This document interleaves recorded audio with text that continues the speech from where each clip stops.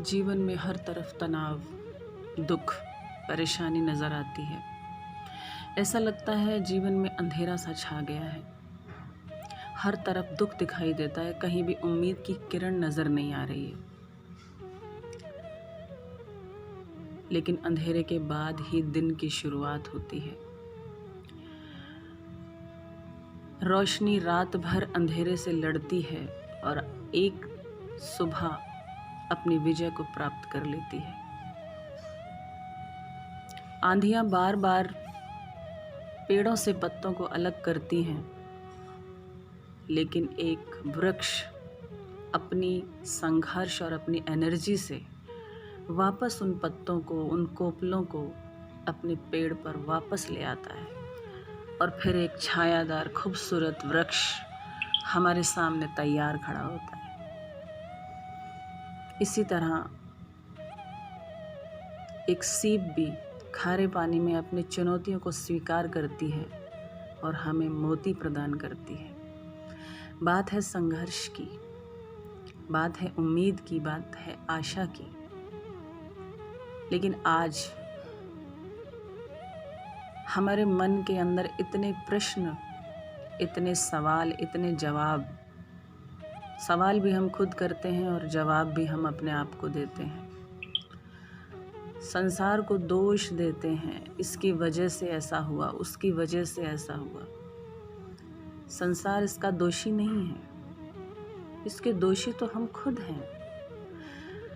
ये दुनिया तो बहुत खूबसूरत है क्योंकि इसमें भगवान की प्रत्यक्षता का प्रमाण है। क्योंकि ये दुनिया किसी व्यक्ति ने या किसी साइंटिस्ट ने या किसी विज्ञान ने नहीं बनाई।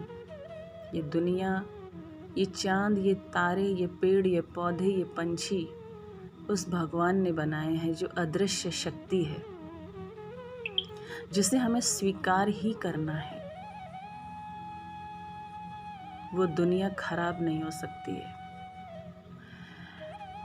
खराब होता है हमारा मन, हमारे बीच उलझे हुए सवाल, और उन सवालों के जवाब जब हमें नहीं मिलते हैं तो हम दूसरों पर दोष लगाते हैं। इसकी वजह से ऐसा हुआ, क्योंकि कारण तो हमारे अंदर होता है।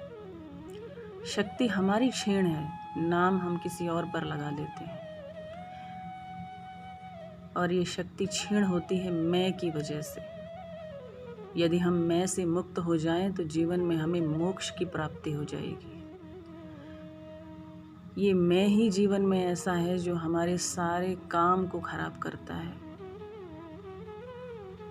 इस मैं से हमें दूर रहना है।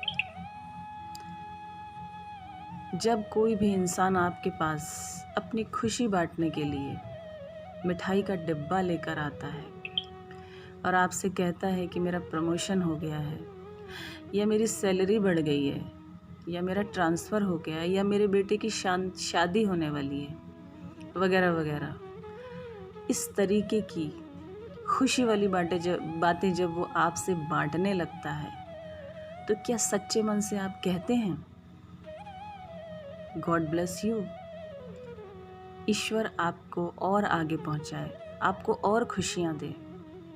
नहीं कह सकते। बड़ी तकलीफ़ होती है मन में। कैसे कह दें ये बात, कैसे उसको आगे बढ़ने के लिए हम बोल दें, कैसे कह दें कि तुम एक काबिल इंसान हो? नहीं निकलता ये दिल से। जब ऐसी चीज़ें हम नहीं करते हैं ना, हम अपनी ही आत्मा की शक्ति को डिप्लीट करते हैं। और आज जो हमारी आत्मा की शक्ति, मन की शक्ति, हमारा विवेक, हमारी बुद्धि जो कुछ सोच नहीं पा रही है, उसका कारण यही है कि हम चाहते तो बहुत कुछ है लोगों से, लेकिन देना कुछ नहीं चाहते। हमने सिर्फ लेने के बारे में सोचा है कि हमें कोई प्यार दे, हमें कोई सम्मान दे, हमें कोई इज्जत दे, हमें कोई दुआएं दे, लेकिन हम देना किसी को नहीं चाहते, क्योंकि हमारे पास देने के लिए कुछ है ही नहीं। बाहर का साम्राज्य तो कितना बिछा लिया हमने, अरबों रुपए की संपत्ति इकट्ठी कर ली, लेकिन अंदर तो एक वीरानगी, सूनापन, गरीबी। वो सबसे ज़्यादा गरीब हैं जिसके पास देने के लिए दो प्यार के शब्द ही नहीं है, उसकी आत्मा की शक्ति बिल्कुल समाप्त हो चुकी है। दुख का कारण आज वही है। प्रयोग करके देखिए, सुबह और शाम 2-2 मिनट पूरे विश्व को शांति दीजिए। किसी गरीब को, ज़रूरतमंद को अपनी थाली का भोजन देकर देखिए, कितना सुकून भर जाता है अंदर।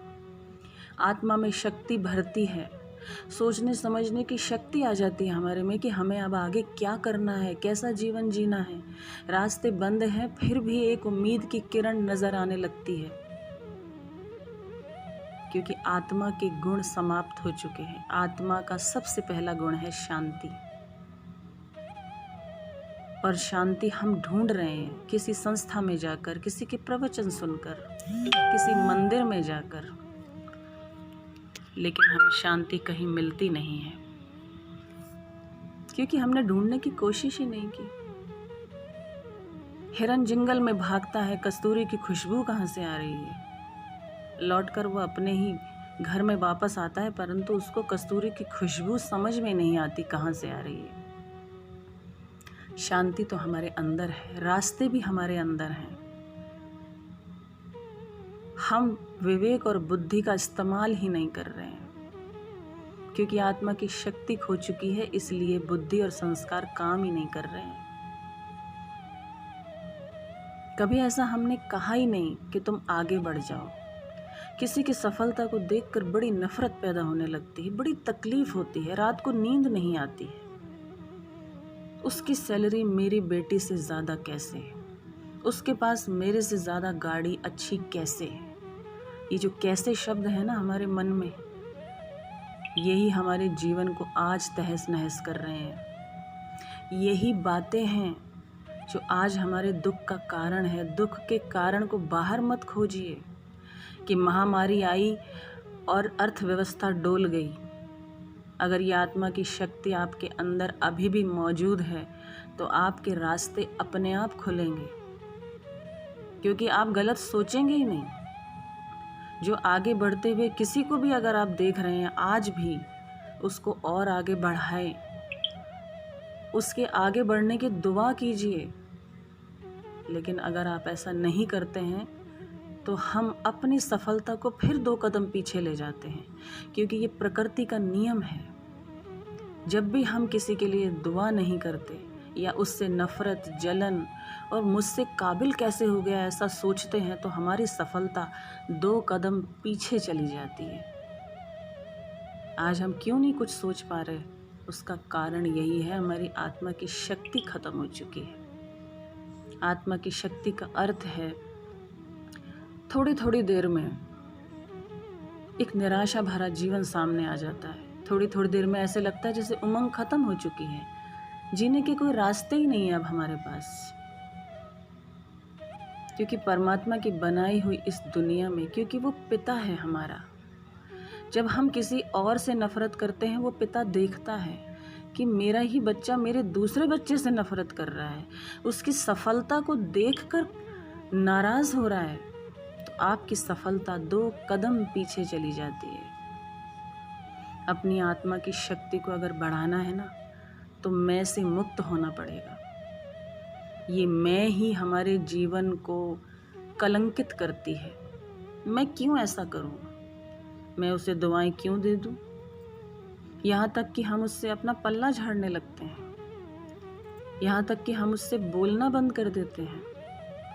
उसकी प्रशंसा में 2 शब्द नहीं निकाल पाते, क्योंकि हमें तकलीफ़ होती है, और तकलीफ़ उन्हें होती है जो भीतर से खाली होते हैं, जिनके पास देने के लिए कुछ भी नहीं है।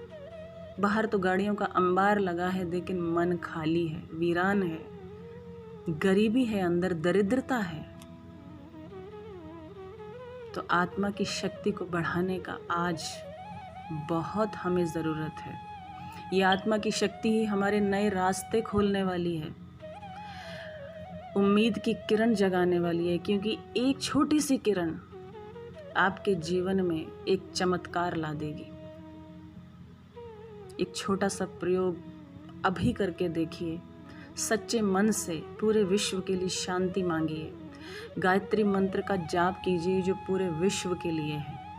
आपके आसपास के लोग, उन लोगों के लिए दुआएं मांगिए। कोई आगे बढ़ रहा है तो उसे और आगे बढ़ाइए। मत सोचिए हमारा क्या होगा। हम आगे जब किसी को बढ़ाने लगते हैं, हम स्वयं आगे बढ़ जाते हैं।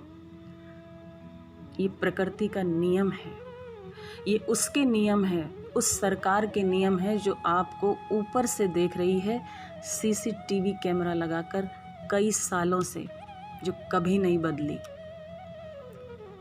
जो स्पीकर भी खुद है, जो ऑडियंस भी खुद है, जिसका कार्यकाल कभी नहीं बदला, जिसकी संसद भी उसने खुद बनाई है, जिसका संविधान भी उसने खुद बनाया, जिसकी धाराएं किसी बहुमत से कभी बदली नहीं। ये उसके नियम हैं कि जो आगे बढ़ रहा है उसको आगे बढ़ाइए, सबके लिए अच्छा सोचिए, अपने बारे में केवल मत सोचिए। मैं को अपने जीवन से बायकॉट कर दीजिए। वापस वही रास्ते, वही चीज़ें, वही खुशियाँ लौट आएंगी। इस प्रयोग को ज़रूर करके देखिए। मैं से मुक्त हो जाएंगे तो मोक्ष की प्राप्ति हो जाएगी। Thank you.